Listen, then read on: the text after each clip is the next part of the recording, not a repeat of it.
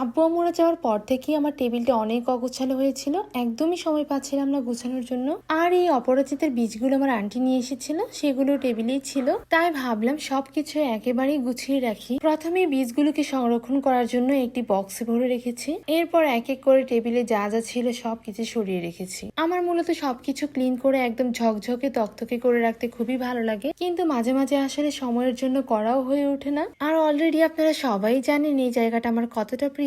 এই জায়গাটাতে বসলে আমার বারান্দায় সবগুলো গাছ আমি দেখতে পারি। ক্লিন করা শেষে টেবিল কভারটা আমি লাগিয়ে দিচ্ছিলাম, কিন্তু আসলে এটা একজনে মিলে লাগানোটা একটু কষ্টকর, কারণ চারপাশে ইলাস্টিক থাকার কারণে দেখা যাচ্ছে একদিক থেকে লাগালে অন্য দিক থেকে ছুটে যায়। আর তাই আমার হাজবেন্ড আমাকে হেল্প করছিল টেবিল কভারটা লাগাতে। আমার এই টেবিল কভারটা নিয়ে ইনবক্সে হাজারো মানুষের প্রশ্ন থাকে আমি কোথা থেকে নিয়েছি, কিভাবে বানিয়েছি।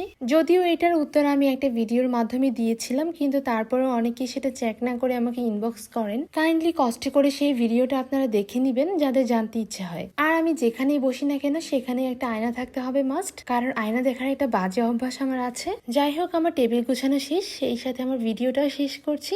সবাই ভালো থাকবেন, আল্লাহ হাফিজ।